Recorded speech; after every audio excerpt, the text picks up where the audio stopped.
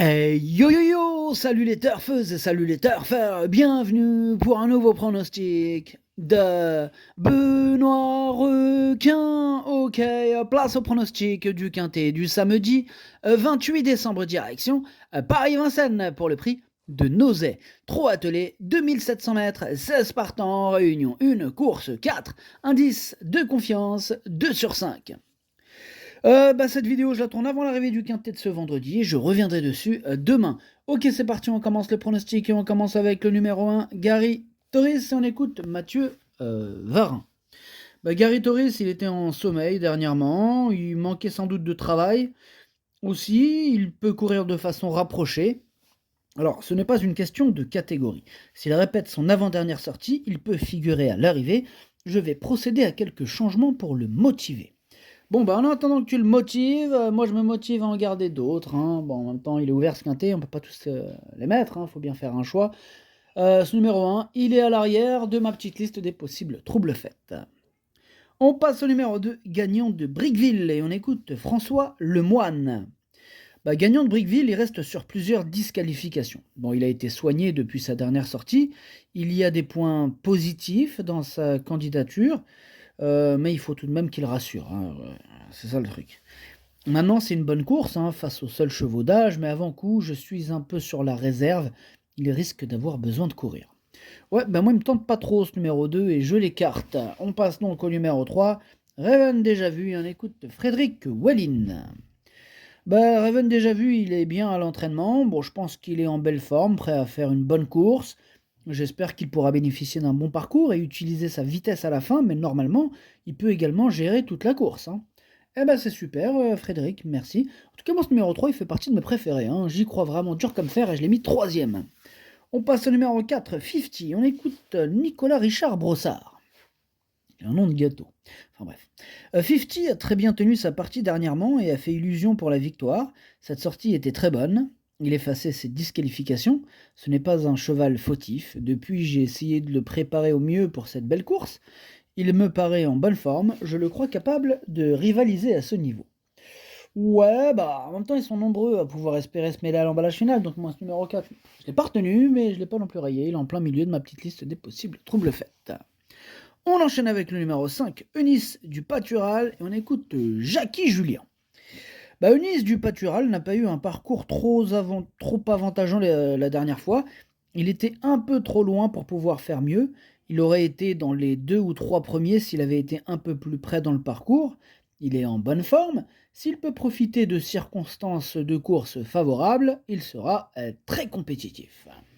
Moi, il me plaît beaucoup ce numéro 5. Je pense qu'il peut en faire souffrir plus d'un sur sa route, raison pour laquelle je l'ai quand même mis 4ème. On passe au numéro 6, Gold PJ, on n'aura pas les commentaires de l'entraîneur, c'est Pierrick Lemoelle qui est parti pêcher avec Loïc Tulent, qui ont rejoint le gros bateau de Captain Ian Barbro, bref, amusez-vous bien. Alors ce numéro 6, moi pour ma part, je ne l'ai pas du tout retenu. On passe au numéro 7, Franco Fleury, et on écoute Arnaud Morin. Franco Fleury, il était dans le wagon de 3, qui n'a pas progressé la dernière fois. Il n'avait pas la marge pour faire le tour du monde, le tour de tout le monde plutôt. Il aurait fait mieux s'il avait pu se rapprocher dans de bonnes conditions. Ici, c'est un bel engagement.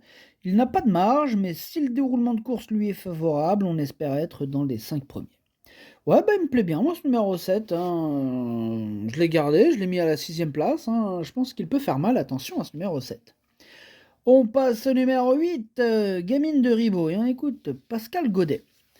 Gamine de Ribot, elle ne doit pas être jugée sur sa dernière sortie. Là, elle a désormais ses gains et elle fait son possible. Bon, ici, elle n'affronte que des sujets d'âge. C'est une belle course. Elle ne dispose pas d'une première chance, mais elle est capable de prendre une place à ce niveau de conditions. Elle est prête à s'illustrer. Ah, il m'embête, moi, ce numéro 8. Il me fait peur. C'est un de mes regrets. C'est mon 2e cheval de complément caton partant. Attention. On passe au numéro 9, Mister Donald. Et on écoute Léo Abrivard. Mister Donald, il ne dispose pas de marge de manœuvre. Là, en début de mois, il a fait son possible, mais il n'a pas pu être dangereux, quoi.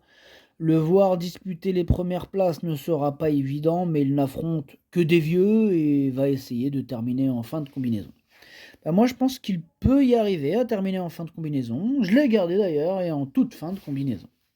On passe au numéro 10, First Lady Bleu, et on n'aura pas les commentaires de l'entraîneur, on l'a dit tout à l'heure, c'est Loïc Tchellent qui est parti pêcher avec ses amis à Mustobien. Bref, ce numéro 10, lui, je ne l'ai pas du tout retenu, je l'ai carrément rayé. On passe au numéro 11, Gibaldi de Well, et on écoute Kevin Leblanc. Bah, Gibaldi de Well, il était un peu malade dernièrement, il n'a pas pu se montrer à son avantage. Bon, tout est rentré dans l'ordre hein, depuis.